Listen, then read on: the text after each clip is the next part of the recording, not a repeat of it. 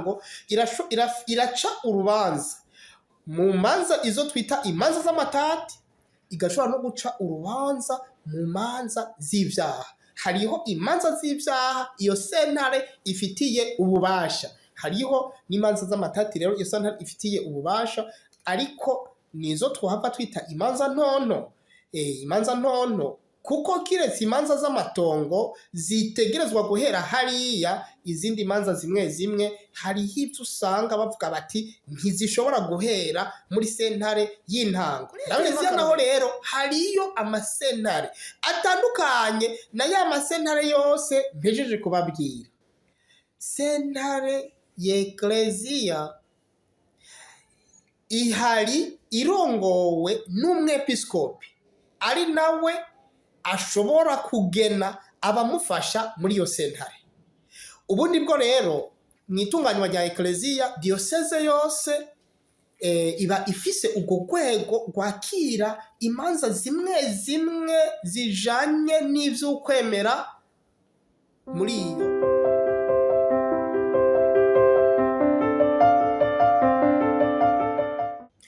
Axia Vibes TV, iteka ryawe, iteka ryanje, iteka ryanyu, iteka ryacu, turabaramukije, turabipfurije amahoro y'Imana no kuroranirwa mu banyu no mu vyanyu. Axia Vibes TV, ukwemera kuvyara ubuzima, twarabibemereye kandi nituyaga amasigara cicaro ntituzigira tubikora, tuzokwama dushitsa ivyo twemeye, kiretse nyene vyagoranye gose ivyo mu vy'amategeko bita cas de force majeure. Urumva muri ico gihe ntakundi none rero ko tuba turiko tuvuga amategeko, tuzoza turacishamwo n'utwo nyene. Burya rero mu mategeko ngo hari aho bishika ikintu kikanka gose, kandi ku buryo iyo kimaze kwanka atakundi biba biri bugende, baca bavyita ngo ni cas de force majeure, aho hashika ikintu ku buryo atakundi biri bugende. Fata nk'akarorero, utetse inkono, harya nyene hagomba hagere gufungura, bigaca bihenuka bikagwa hasi, abana bagaca birirwa ubusa. Niyo mafaranga nyene wari ufise, nta bindi uri uje gusuma, nta bindi uri buteke.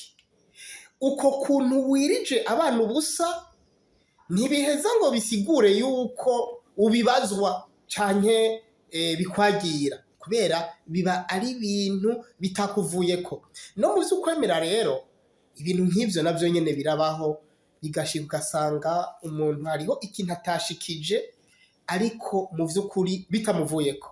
Umuntu agasiba mu misa kubera haguye imvura y'igihuhusi yabuze ahaca, ntuze wiyahure, bayita cas de force majeure. Nuko rero bakunzi ba Axia Vibes TV, iteka ryawe, iteka ryanje, murumva ko turagarutse muri cya kiganiro c'amategeko, ikiganiro menya amategeko akugenga, uheze utunganirwe mu bawe no mu vyawe, ubeho utunganiwe mu bawe no mu vyawe. Uberuka twarababwiye kubijanye avuga ngo n'intangamarara, ku bijanye na kino kiganiro hamwe n'ivyo kumere tuzoshimikirako, ingene amasentare atunganijwe, ingene ziheza zigahanahana, n'ibindi. Uno munsi twagire dusubire tugaruke gatonya ngaho onye, mugabo twimbitse gatonya, cyo twongera duce gatonya kandi no kubijanye n'ingene amasentare ya Ekleziya atunganijwe. Mbega waruzi yuko muri Ekleziya ongera ko Katolika, muri Ekleziya Katolika yuko hariho amasentare, kandi amasentare aca urubanza, kandi urubanza rufise ububasha, rufise inguvu. Ni ukuvuga ingingo zifatwa, hanyuma ziramutse zifashwe zigaheza zigashigwa mu ngiro. Muhava muvuga muti ko tutarumva agasho canke prison ya Ekleziya, ayo mategeko yofite inguvu gute? Ego cyane, turaza kuhagaruka mu kanya. None rero mu bijanye n'itunganywa ry'amasentare mu Burundi, itunganywa ry'amasentare tubihabwa n'itegeko ivyo bita itegeko ryunganira ibwirizwa shingiro mu gifaransa bayita ari mu rukurikirane rw'ayo bita loi organique. Les lois organiques ni amategeko yunganira ibwirizwa shingiro. Mwero amategeko yose yose ibijanye rero n'itunganywa ry'amasentare mu Burundi hamwe n'ububasha bwayo bitegekanijwe mu itegeko inimero 1 agakwego 26 ryo kw'itariki 26 z'ukwa 12 mu mwaka w'2023. Ni itegeko rishiraho igitabu c'itegeko rigenga ni itegeko rishiraho igitabu kigenga ingene amasentare mu Burundi atunganijwe hamwe n'ububasha bwayo. Muri ico gitabu nyene niho mu ngingo igira 10 muri article 10 tuca tubona yuko hariho amasentare asanzwe n'amasentare adasanzwe. Mbere ayo masentare adasanzwe agaheza hakaba n'ayafise novuga ngo agengwa n'itegeko yishangije. Muravyumva, amasentare agengwa n'itegeko yisangije. Hariho rero amasentare agengwa n'ico gitabo mpejeje kubabwira kigengwa n'itegeko inimero 1 agakwego 26 ryo kuwa 26 kwezi kwa 12 mu 2023. Ayo masentare rero ari ku ruhande rwayo. Hagaca haba rero nayo yandi masentare afise itegeko ryayo riyagenga. Ayo masentare nayo ni 4. Amasentare adasanzwe yishangije itegeko. Hariho ubwa mbere sentare ntayinyuzwa, Cour supreme. Sentare ntayinyuzwa ingene itunganijwe hamwe n'ububasha bwayo biri mu itegeko ryayo bwite. Ni kuvuga ntibisa n'ibindi. Hagaca haba sentare yubahiriza ibwirizwa shingiro, la Cour constitutionnelle. Cour constitutionnelle nayo nyene sentare yubahiriza ibwirizwa shingiro ifise itegeko ryayo riyigenga riyitunganya rikayiha n'ububasha. Hagaca haba iyindi sentare iheruka kurangiza ikiringo cayo mu kwezi kwa 2 canke kwa 3 guheze ko mu 2025, sentare ica imanza z'amatati y'amatongo n'andi matungo. Bayita sentare idasanzwe ica imanza z'amatati y'amatongo n'andi matungo. Donc la cour spéciale des terres et autres biens, CSTB. Iyo cour spéciale nayo ni isentare yahora yakira imanza z'abunguruje bakuye amatati yabo muri CNTB, umugwi w'igihugu ujejwe gutatura amatati shingiye ku matongo hamwe n'andi matungo, CNTB. Iyo cour spéciale rero, cour spéciale des terres et autres biens, nayo nyene igengwa n'itegeko ryayo bwite. Duca tuja kuri sentare igira 4 muri za sentare zidasanzwe zifise itegeko rizitunganya. Iyo sentare nayo igira 4 ni yihe? Ni sentare igwanya igiturire, la Cour anticorruption. Cour anticorruption ni sentare ifise itegeko riyigenga rikongera rikayitunganya. Ayo masentare 4 rero mpejeje kudondagura bayita amasentare adasanzwe ku rugezo rudasanzwe. Kubera ikimvuze amasentare adasanzwe ku rugezo rudasanzwe, nuko rya tegeko nababwira mu kanya gatonya riravuga amasentare asanzwe rikongera rikavuga n'amasentare adasanzwe ariko atunganywa n'iryo tegeko nyene. Ayo masentare asanzwe nayo rero nayahe? Reka mpere ku masentare asanzwe nje ndababwira amasentare adasanzwe. Amasentare asanzwe nkuko nabivuze muri ya ntangamarara ni amasentare atangurira kuri sentare y'intango. sentare y'intango. Ubundi bwo haraciye imyaka mikenya hashinzwe urwego rw'abahuza ku mitumba, conseil des notables. Urwo rwego rw'abahuza rurafise itegeko rirugenga, mugabo mu by'ukuri naho rutangura kwakira amatati ku ntambwe ya mbere ntitwogwita sentare, kuko n'itegeko rirugenga si itegeko riruha ububasha bwa sentare.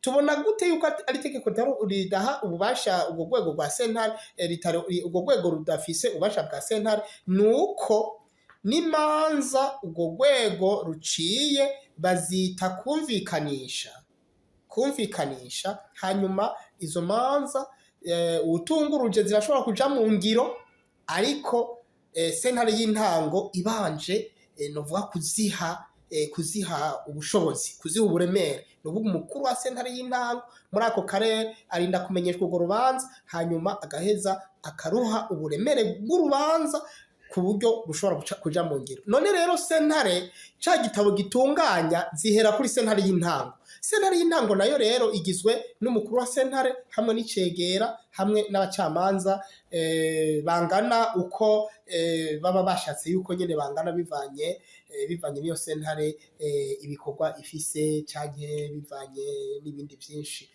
Ni ukuvuga yuko sentare rero y'intango igizwe n'umukuru wa sentare n'icegera hamwe n'abacamanza, hariho n'abandi bakozi ku ruhande baheza bakayifasha nk'uko biri no mu yandi masentare yose. Iyo sentare y'intango iraca urubanza mu manza izo twita imanza z'amatati, igashobora no guca urubanza mu manza z'ivyaha. Hariho imanza z'ivyaha iyo sentare ifitiye ububasha, hariho n'imanza z'amatati rero iyo sentare ifitiye ububasha, ariko nizo twahava twita imanza ntonto. Imanza ntonto kuko kiretse imanza z'amatongo zitegerezwa guhera hariya, izindi manza zimwe zimwe hariho ibyo usanga bavuga bati ntizishobora guhera muri sentare y'intango. Ndabaye nk'akarorero, ni nk'urubanza canke amatati afise novuga ngo amatati ashingiye ku mafaranga canke kuri valeur irenza umuriyoni w'amafaranga y'amarundi. Iyo amatati amaze kuba ashingiye ku mafaranga arenza umuriyoni w'amarundi, dufate ari nk'amasezerano abantu bagiraniye amasezerano hanyuma bagahimukiranira, canke ari bindi ibyo umuntu yishuza uwundi, mu gihe birenza ayo mafaranga bitegezwa guca bija muri sentare nkuru y'igihugu. Ni ukuvuga ngo rero sentare y'intango ica ikurigwa na sentare nkuru y'igihugu. Sentare nkuru y'igihugu nayo nyene itunganijwe kwa kundi kwa sentare y'intango, irafise umukuru wa sentare, ikagira icegera ca sentare, igacigira n'abacamanza bangana uko baba bashatse ko bangana, uko abafata ingingo bashatse ko bangana bivanye n'ibitandukanye baba bafatiyeko. Ni ukuvuga ngo rero sentare ntonya, imanza zive muri sentare ntoya zose zungururizwa muri sentare nkuru y'igihugu. Imanza bivanye n'ivyo ari vyo sentare ntonya idafitiye uburenganzira zica zakirwa muri sentare nkuru y'igihugu, mu gihe izo manza zifitiye uburenganzira iyo sentare nkuru y'igihugu. Kuko hariho imanza na sentare nkuru y'igihugu idaheza ngo yakire, biba biri ngombwa yuko izo manza zakirwa hejuru. Izo nazo tuzobigarukako mu kiganiro gikurikira, aho tuzobereka mbega ni ryari wo kwitura sentare nkuru y'igihugu, ni ryari wo kwitura sentare ntonya, ni ryari wo kwitura sentare nkuru zisubiramwo. Sentare nkuru zisubiramwo nazo izo bita cour d'appel, ni ya sentare ikurira sentare nkuru y'igihugu. Sentare nkuru y'igihugu mu kinofunofu bayise tribunal de grande instance. Tribunal de grande instance rero ikurigwa na sentare nkuru isubiramwo, cour d'appel. Uko niko rya tegeko ryayise, sentare nkuru isubiramwo. Amasentare nkuru asubiramwo rero nayo arafise rero ububasha bwayo, arafise ivyo atunganya. Mu vy'ukuri rero muri ya masentare asanzwe, amwe nababwira yuko ari amasentare asanzwe atunganywa na rya bwirizwa, ayo masentare agarukira kuri sentare nkuru zisubiramwo. Amasentare asanzwe ni ukuvuga sentare y'intango, sentare nkuru y'igihugu, sentare nkuru isubiramwo. Tribunal de résidence, tribunal de grande instance, tribunal na cour d'appel. Yitwa tribunal, yitwa cour d'appel. Nababwira rero yuko rya tegeko rirafise n'izindi sentare zidasanzwe rirya tegeko ritunganya. Murashobora kuvuga muti none izo nazo nizihe ko hari hizo watanguye kutubwira ubwa mbere za zindi zine. Izo sentare zidasanzwe nazo rirya tegeko rishobora gutunganya nizihe? Hariho sentare y'akazi. Sentare y'akazi, tribunal du travail. Sentare y'akazi itunganywa na rirya tegeko nababwiye mu ntango. Hariho sentare yakira imanza za leta, iyo bita cour administrative. Iyo sentare yakira imanza za leta nayo nyene itunganywa na ririya tegeko. Hariho sentare y'ubudandaji, tribunal du commerce. Tribunal du commerce nayo nyene itunganywa na rya tegeko nababwiye hariya hirya. Nuko nukuvuga ngo rero ririya tegeko riratunganya amasentare asanzwe mpejeje kubabwira, rigatunganya n'amasentare adasanzwe mpejeje kubabwira. Mu ngingo y'10 naho yaryo tegeko hakaba havugwamwo amasentare rero adasanzwe gose afise itegeko ryayo yisangije. Nari nababwiye mu ntango yuko nza kubatera n'inyota kubijanye n'itunganywa ry'amasentare ya Ecclesia. Muri Ecclesia naho rero hariyo amasentare atandukanye na ya masentare yose mpejeje kubabwira. Sentare ya Ecclesia ihari irongowe n'umwepiskopi, ari nawe ashobora kugena abamufasha muri iyo sentare. Ubundi bwo rero mwitunganywa rya Ecclesia, diocese yose iba ifise ubwo rwego rwakira imanza zimwe zimwe zijanye n'ivy'ukwemera muri iyo diocese. Hanyuma bagaheza bakavyiga, bakiga ibibazo ibi na biriya bivanye n'ivyo baba bashikirijwe. No ngaha nzohagaruka ko vuba bivanye n'ivyo baba bashikirijwe. Iyo sentare yo muri diocese rero ica iheza imanza ziba zacitse zikungururizwa muri sentare y'akarere. Sentare y'akarere ni ukuvuga ivyo bita archidiocese canke intara y'ubutumwa bw'amadiocese. Ndabivuge gute? Ndabivuge gutyo. Nubwo yuko archidiocese iba ifise diocese itwara, diocese novuga ngo ziyikukira. N'ubu nk'abashobora kuba batabizi, Ecclesia yo mu Burundi ifise ama archidiocese abiri. Hariho archidiocese ya Gitega, hakaba na archidiocese ya Bujumbura. Archidiocese ya Bujumbura, duhere ngaho. Archidiocese ya Bujumbura ifise amadiocese 3 iheza igatunganya canke ayikukira. Hariho diocese ya Bujumbura ariyo isanzwe ifise iryo zina rya archidiocese kuko niyo ari umugwa mukuru. Hagaca aba diocese ya Bubanza, hagaca aba na diocese ya Bururi. Izo diocese rero zitatu zigiye hamwe, haca haba iyo yindi sentare izikukira, ari naho amatati avuye mu madiocese. Amatati yizwe muri diocese ya Bubanza, amatati yizwe muri diocese ya Bururi, amatati yizwe muri diocese ya Bujumbura, yungururizwa hehe? Yungururizwa muri iyo sentare ya archidiocese. Iyo sentare ya archidiocese naho mutinone naho bica bigenda gute iyo umuntu ashatse kunguruza. Nababwiye yuko mu Burundi dufise amarchidiocese abiri. Archidiocese ya Gitega nayo igizwe n'amadiocese ya Gitega, Ngozi, Rutana, Ruyigi. kumbure nyazo hatayindi nibagiye. Muri ayo madiyoseze rero naho amatati aba yizwe muri amadiyoseze acaheza akaduga muri diyoseze, muri archidiyoseze Gitega.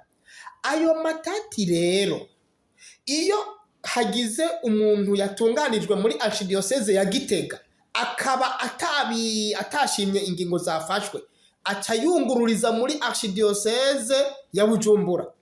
Amatati nayo yizwe muri archidiyoseze ya Bujumbura aca yungururizwa muri archidiyoseze ya Gitega. Uko niko bitunganijwe. No ngaho rero tuzohagaruka vuba cyane tuhagure mbere noneho tubabwire n'amatati ekleziya ishobora kwakira ayariyo, kubera muri ekleziya nimuze mujaneyo amatati y'amatongo.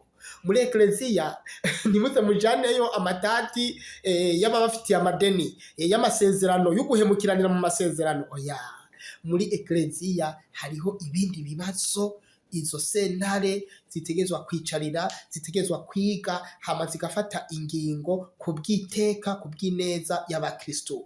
Bakunzi ba Axia Vibes TV, iteka ryawe iteka ryanje. Kino kiganiro cyari kiganiro kiza cagura gatonya ku bijanye n'itunganywa ry'amasentare. Ubukurikira turiko tubategurira ikiganiro c'ububasha bw'ayo masentare. Mbega ni imanza izihe, ni amatati ayahe ashobora kwakirwa na sentare ntonya, ni amatati ayahe ashobora kwakirwa na sentare nkuru, ni amatati ayahe ashobora kwakirwa na sentare nkuru isubiramwo. Ndiko mvuga kwakirwa ubwa mbere atari mwiyungururizo, kwakirwa ubwa mbere. Ni amatati ayahe, ni amatati ayahe ategerezwa kwakirwa ubwa mbere na ya sentare nababwira yuko idasanzwe ariyo Cour supreme, sentare ntahinyuzwa. Ni amatati ayahe, ni amatati ayahe ashobora kwakirwa na sentare za ekleziya, ni amatati ayahe. Ikiganiro gikurikira rero kizoba ikiganiro kinini, kizoba ikiganiro kiramvuye, aho tuzobabwira ni amatati ayahe yakirwa na sentare iyihe. Bakunzi ba Axia Vibes TV, iteka ryawe iteka ryanje. Nsubire kubibutsa kugira sabone, gupartaja ku bandi bagenzi banyu bino biganiro byacu, kugira ngo bose bamenye amategeko abagenga ku iteka ryabo, kugira ngo bashobore kubaho batekaniwe mu babo no mu vyabo.